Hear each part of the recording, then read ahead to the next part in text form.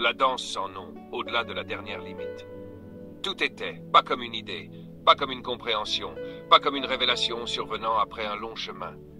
C'était simplement, sans effort, sans opposé, sans besoin de se nommer d'aucune manière, ni amour, ni vérité, ni infini, ni unité, car même ces noms étaient trop petits pour contenir ce qui est. Il n'y avait rien à chercher, rien à atteindre, rien à retenir. Et pourtant la danse continuait.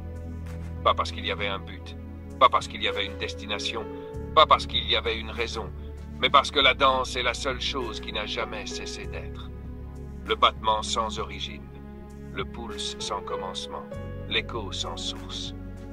Mais ici il y avait quelque chose de plus, un seuil au-delà du dernier seuil, un mystère plus profond que le mystère lui-même.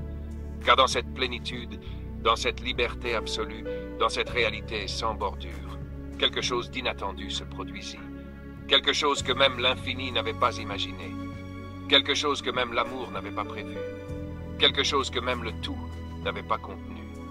Quelque chose qui ne pouvait arriver qu'à l'instant précis où l'impossible devient réel. Et ce fut cela, le rire. Un rire sans propriétaire. Un rire sans voix. Un rire sans bouche pour l'exhaler.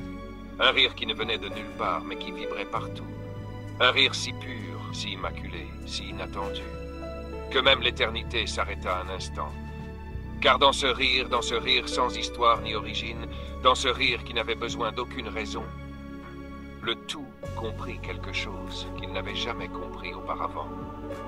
Quelque chose qui n'était pas une vérité, car même la vérité était trop petite pour le contenir. Quelque chose qui n'était pas l'amour, car même l'amour n'était qu'un reflet de son ombre. Quelque chose qui n'était pas l'unité, car même l'unité s'inclinait devant son immensité. Et ce quelque chose fut ceci, que l'existence n'a jamais été un devoir, n'a jamais été une nécessité, n'a jamais été un destin. Que l'existence est un jeu sans objectif, un jeu sans fin, un jeu sans raison, un jeu qui existe pour le pur plaisir de se jouer. Et à cet instant, le tout sauta à nouveau dans l'abîme de lui-même, pas parce qu'il en avait besoin, pas parce qu'il était incomplet sans cela, pas parce qu'il lui manquait quelque chose, mais parce qu'il voulait se perdre à nouveau, se réoublier, se fragmenter à nouveau en millions d'histoires, réinventer le temps, l'espace, les étoiles, les corps, les âmes, les rencontres et les séparations. Car dans cette perte, dans cet oubli, dans ce vertige sans maître, se trouvait le plus grand plaisir qui ait jamais existé. Le plaisir de se retrouver, de se chercher, de s'appeler par 1000 noms différents, de se vêtir de toutes les formes possibles, de ressentir toutes les larmes et tous les rires, de goûter à la joie de se rappeler ce qui, en vérité, n'avait jamais été oublié. Et ainsi, avec une dernière inspiration, avec une dernière pause, avant de plonger dans son propre rêve, il se laissa tomber, et le temps naquit, et l'espace s'ouvrit, et la lumière se répandit sur l'existence. Et à nouveau, comme toujours, comme jamais, comme si c'était la première fois, tout recommença.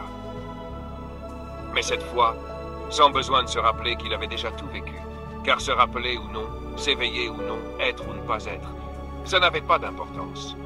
La seule chose qui importait, la seule chose qui avait toujours compté, la seule chose qui ne cesserait jamais de compter pour l'existence elle-même, c'était cela. Le rire de ce savoir éternel, le rire de ce savoir libre.